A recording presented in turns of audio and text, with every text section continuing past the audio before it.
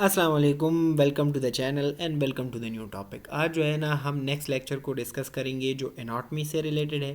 पहले लेक्चर में हमने बात की कि एनाटॉमिकल टर्म्स किसे कहते हैं और जो टर्मिनोलॉजीज है उसको डिस्कस किया, फिर उसकी ब्रांचेस को डिस्कस किया और उसकी डिफिनीशंस को डिस्कस किया। आज जो है ना हम एनाटॉमिकल मूवमेंट्स की बात करेंगे, तो वक्त ज़ाया नहीं करते। मेरा नाम है बशारत अली और चलो टॉपिक स्टार्ट कर लेते हैं। अच्छा, पहला जो है ना हमारे पास है फ्लेक्शन और दूसरा है हमारे पास एक्सटेंशन। रिमेंबर वन थिंग, मैं ये डिफिनेशन जो है ना आपको बताऊंगा कि इसका मतलब क्या है, लेकिन पहली समरी को जो है ना आप लोग जान लें। फ्लेक्शन का मतलब है कि जब भी दो ऑर्गन्स के दरमियान मूवमेंट हो और उसमें एंगल कम हो जाता है और वो एक दूसरे के करीब आ जाते हैं, तो इसको हम कहते हैं फ्लेक्शन।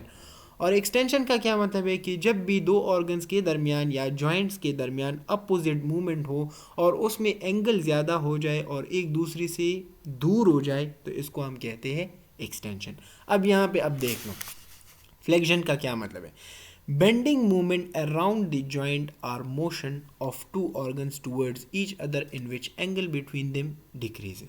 अब इसका एग्जांपल क्या है? अगर हम इसकी एग्जांपल की बात करें ना, तो ये बहुत ही इजी है। मतलब हमारे पास अगर एक आर्म है, सही है ना, मिसाल के तौर पर वहाँ पे मैंने डायग्राम्स डाले हुए हैं, तो ये अगर ये बिल्कुल ही स्ट्रेट है, तो यहाँ पे ये वाला एरिया और ये वाला एरिया, इसमें हमारे पास क्या है, जो एंगल है ना, एंगल वो क्या है, वो ज़्यादा है ना, एक दूसरे से दूर है, तो इसको हम क्या कहते हैं, इसको हम एक्सटेंशन कहते हैं। अगर ये वाला जो आर्म है, मैं इसको क्या कर देता हूँ, मैं इसको यहाँ पे बेंड कर देता हूँ, मतलब ये है कि ये हमारे पास क्या हो गया, ये वाला पॉइंट है हमारे पास एल्बो जॉइंट, सही है, ये एल्बो जॉइंट हो गया। तो जब भी मैं इस वाले को क्या करूँगा, बेंड करूँगा,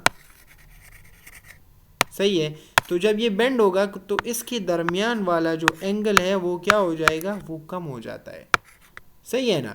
तो जब भी दो ऑर्गन्स के दरमियान मूवमेंट हो और उससे एंगल जो है ना वो कम हो, एक दूसरे के करीब आ जाए, तो इसको हम क्या कहते हैं, इसको फ्लेक्शन।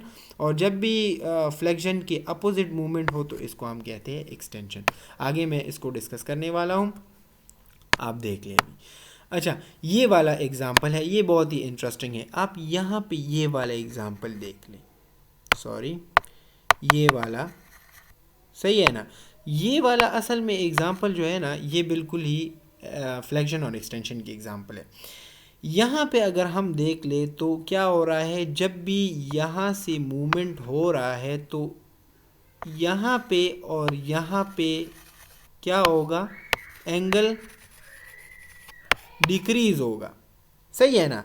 मैं किसकी बात कर रहा हूँ, मैं फ्लेक्शन की बात कर रहा हूँ, सही है। और जब यहाँ से ये वापस मूवमेंट करेगा, सही है, तो ये हाथ जो है ना ये एक्सटेंड हो जाता है ना, तो एंगल क्या होगा, एंगल हमारे पास बढ़ेगा और ये जो ऑर्गन्स है ये एक दूसरे से दूर चले जाते हैं, सही है ना। तो ये बिल्कुल ही आसान है, जब भी दो ऑर्गन्स एक दूसरे के करीब आ जाए या जॉइंट जो है ना वो एक दूसरे के करीब आ जाए और एंगल कम हो, इसको हम कहते हैं फ्लेक्शन। और जब वो उसमें जो है ना क्या हो जाता है, उसमें जब एंगल ज़्यादा हो जाता है और वो एक दूसरे से दूर हो जाते हैं, तो इसको हम कहते हैं एक्सटेंशन। ये एक दूसरे के अपोजिट हैं, सही हो गया ना। अच्छा, अब इसके बाद जो है ना आ जाते हैं किस चीज़ की तरफ, लेटरल फ्लेक्शन की तरफ। लेटरल फ्लेक्शन बिल्कुल ही आसान है। इसके लिए आपको ये आना चाहिए कि क्रोनल प्लेन किसे कहते हैं। तो अगर आपको याद हो, क्रोनल प्लेन का मतलब है कि वो प्लेन जो बॉडी को डिवाइड करे किस चीज़ में, इंटीरियर पार्ट में और पोस्टीरियर पार्ट में, अगर आपको याद हो, मैंने लास्ट लेक्चर में डिस्कस किया है। सो लेटरल फ्लेक्शन किसे कहते हैं? अच्छा, लेटरल किसे कहते हैं, लेटरल का मतलब है कि जब ये मीडियन लाइन से क्या हो, ये मीडियन लाइन से अवे हो, जो सेंटर ऑफ द बॉडी है ये इससे अवे हो, तो इसको हम क्या कहते हैं, लेटरल कहते हैं।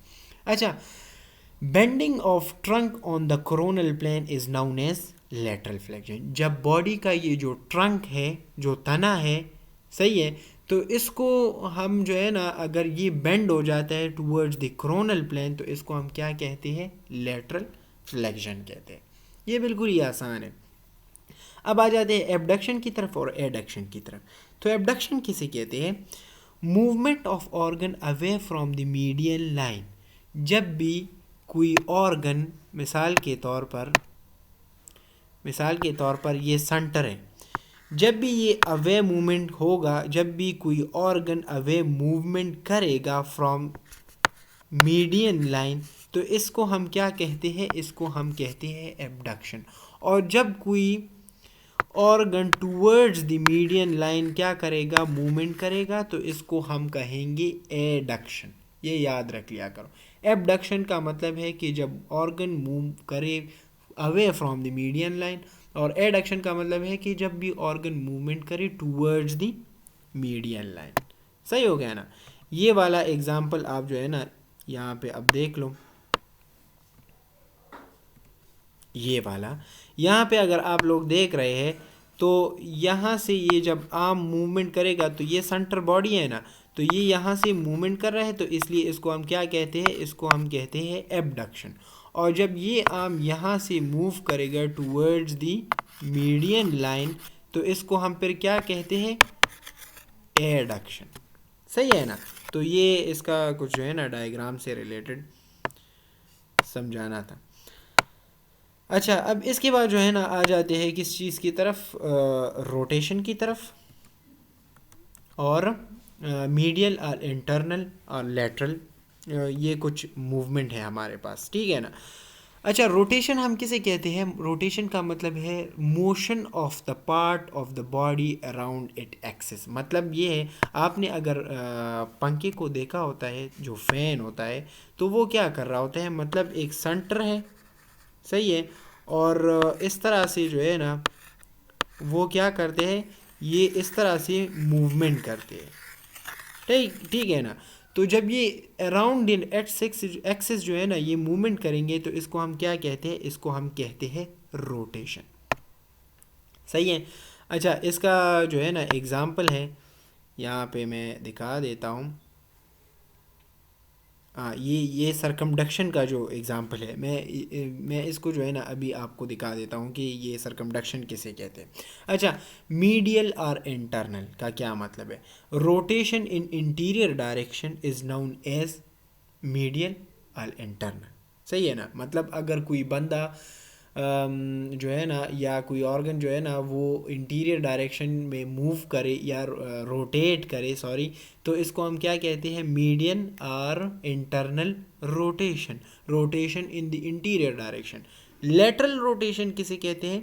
Rotation in the posterior direction is known as lateral rotation. अब यहाँ पे देख लो, ये वाला जो एग्जांपल है ये बिल्कुल ही आसान है। ये वाला अगर आप देख ले, लेटरल रोटेशन, और ये हमारे पास है मीडियल रोटेशन। मीडियल रोटेशन में हमने बात की कि कहाँ पे मूवमेंट करेगा? इंटीरियर की तरफ मूवमेंट करेगा, कि जब भी कोई ऑर्गन इंटीरियर की तरफ मूव करे, तो इसको जो है ना शोल्डर जॉइंट का ये एग्जांपल है, तो इसको हम क्या कहते हैं? Medial rotation. और जब भी ये हाथ जो है ना ये किस तरफ मूवमेंट करे? पोस्टीरियर की तरफ मूवमेंट करे, तो इसको हम क्या कहते हैं? Lateral rotation. सही हो गया। अच्छा, अब इसके बाद जो है ना डिस्कस करने वाले हैं नेक्स्ट जो टर्मिनोलॉजी है, जिसको हम कहते हैं प्रोनेशन। उसके बाद सुपिनेशन एंड सर्कमडक्शन। प्रोनेशन बहुत आसान है। Medial rotation of the forearm in which palms are directed posteriorly. मतलब क्या है इसका? ये अब हाथ का जो है ना एग्जाम्पल यहाँ पे लिया गया है, और ये असल में आर्म की बात हो रही है और पाम्स की बात हो रही है, हैंड्स की जो पाम्स होते हैं उसकी बात हो रही है। सही है ना? तो प्रोनेशन किसे कहते हैं? जब भी फोर आर्म मीडियल रोटेट करे और पाम्स जो है ना वो डायरेक्टेड हो किस तरफ? पोस्टीरियर तरफ, तो इसको हम क्या कहते हैं? प्रोनेशन कहते हैं। मुझे पता है ये आपको एग्जाम्पल में यहाँ पे समझ आ जाएगा। यहाँ पे ये अब देख लो, इसको हम क्या कहते हैं? ये वाला एग्जाम्पल है, ये वाला pronation of the four arm. अगर आप देख रहे हैं तो रोटेशन हो रहा है ना, ये आप देख रहे हैं ना, रोटेशन हो रहा है। तो जब ये रोटेशन हो रहा है ये वाला, तो इसको हम क्या कहते हैं, इसको हम कहते हैं प्रोनेशन। लेकिन एक बात यहाँ पे है कि ये जो पाम्स है ना, इसका जो है ना ये कहाँ पे है, ये हमारे पास, ये पाम्स जो है ना ये हमारे पास क्या हो गए हैं, सॉरी,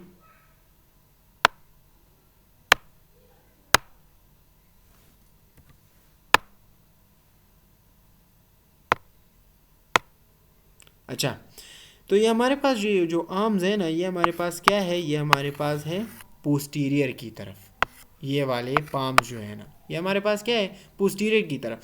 तो जब भी एक आर्म पोस्टीरियर की तरफ मूवमेंट करे, सॉरी मीडियल रोटेशन करे, और उसकी जो पाम्स है वो कहाँ पे डायरेक्टेड हो, पोस्टीरियर डायरेक्टेड हो, तो इसको हम क्या कहते हैं, इसको हम कहते हैं प्रोनेशन। अब इसकी अगर हम जो है ना दूसरी की बात करें तो है सुपिनेशन।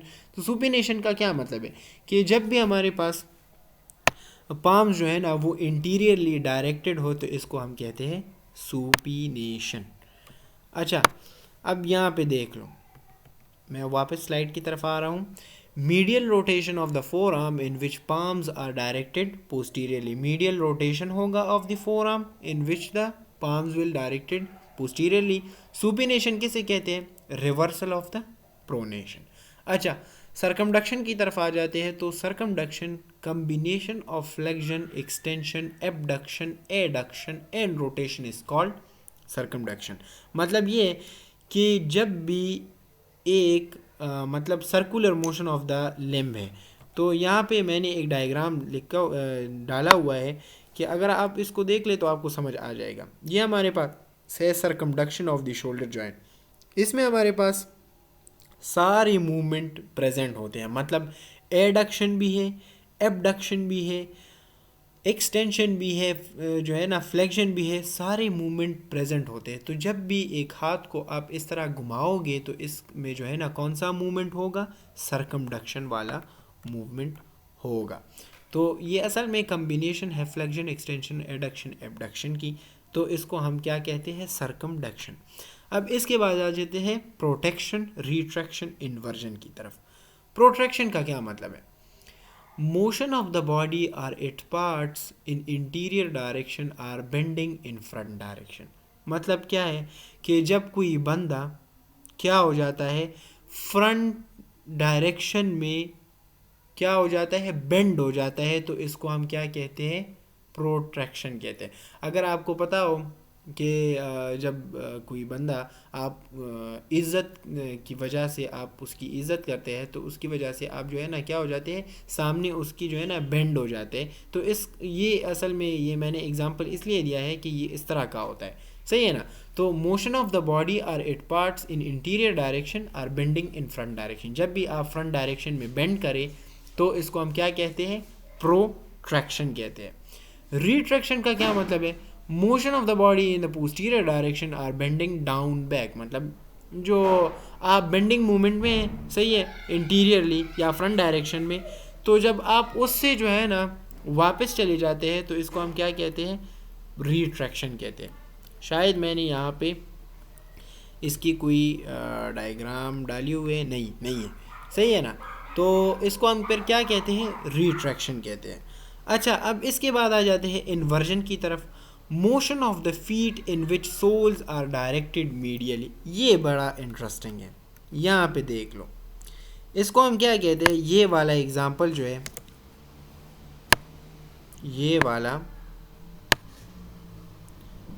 ये इन्वर्जन ऑफ द फीट, इसमें क्या है, ये जो सोल्स है ना ये एक दूसरे की तरफ है ना, तो इसको हम क्या कहते हैं, इन्वर्जन ऑफ द फुट। मतलब ये कि जब भी सोल्स एक दूसरे की तरफ हो, एक दूसरे की तरफ जो है ना वो साइड बाय साइड हो, तो इसको हम कहते हैं इन्वर्जन ऑफ फुट। जब ये सोल जो है ना ये एक दूसरे के अपोजिट हो, मतलब एक दूसरे की तरफ ना हो, तो इसको फिर हम क्या कहते हैं, इवर्जन। अब मैं इसको जो है ना स्लाइड में आपको दिखा देता हूँ। अच्छा, तो हमने क्या कहा कि इन्वर्जन किसे कहते हैं, motion of the feet in which soles are directed medially. इसमें सोल्स क्या थे, मीडियली डायरेक्टेड थे, और अगर हमने एवर्जन की बात की तो motion of the feet in which soles are directed laterally, सही है ना। मतलब उसमें जो है ना जो सोल्स थे वो लेटरली डायरेक्टेड थे, वो मीडियली नहीं थे, मतलब मीडियन लाइन की तरफ उसका रुख नहीं था, लेटरली जो है ना वो क्या थे, डायरेक्टेड थे। अच्छा, अब इसके बाद आ जाते हैं डॉर्सी फ्लेक्शन, प्लेंटर फ्लेक्शन की तरफ। Flexion of the ankle is known as dorsiflexion, और प्लेंटर फ्लेक्शन क्या कहते हैं, extension of the ankles is known as plantar flexion. ये यहाँ पे आप देख लो, मैंने शायद एक नहीं है डायग्राम मैंने नहीं डाला, सही है ना।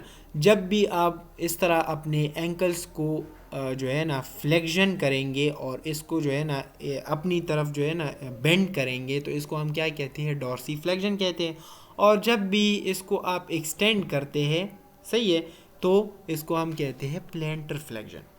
अच्छा, अपोजिशन किसे कहते हैं, combining thumb with the last finger, मतलब ये असल में कुछ टर्म्स है, इसको बस याद रख लिया करो कि जब भी आप जो है ना यहाँ पे, या अगर आप देख सकते हैं ये वाला, ये असल में हम क्या कहते हैं, opposition of the thumb with the little finger, मतलब जो है ना जो थंब है ये हम कंबाइन करते हैं किस चीज़ के साथ, जो लिटिल फिंगर है, तो इसको हम क्या कहते हैं, अपोजिशन ऑफ द थंब, सही है। अच्छा, इसकी लास्ट जो है ना, लास्ट में एक है जिसका नाम है रीपोजिशन। रीपोजिशन का मतलब ये है कि रिवर्सल ऑफ अपोजिशन। अपोजिशन में हमने क्या किया कि जो थंब फिंगर है वो हमने मिला दिया किस चीज़ से, जो लिटिल फिंगर है। रीपोजिशन में हम क्या करेंगे, रीपोजिशन में हम इसको रिवर्स करेंगे ताकि ये रीपोजिशन हो जाए, अपनी अपनी पोजीशन तक पहुंच जाए, तो इसको हम क्या कहते हैं, रीपोजिशन।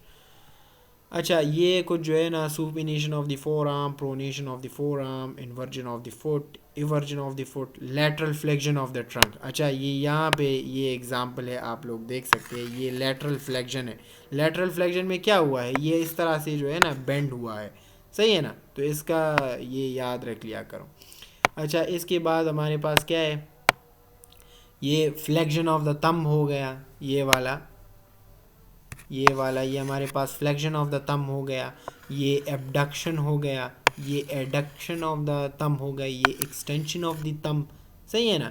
ये हमारे पास क्या हो गया, एबडक्शन ऑफ द फिंगर्स, ये एडक्शन ऑफ द फिंगर्स। तो ये सारे जो है ना कुछ पिक्चर्स है, इससे बहुत ज़्यादा क्लियर हो जाता है। ये हमारे पास अपोजिशन ऑफ द थंब हो गया। तो ये सारे जो है ना इस तरह से कुछ टर्म्स है, कुछ मूवमेंट्स है जो आपको याद रखने पड़ते हैं रिलेटेड टू दी एनाटॉमी।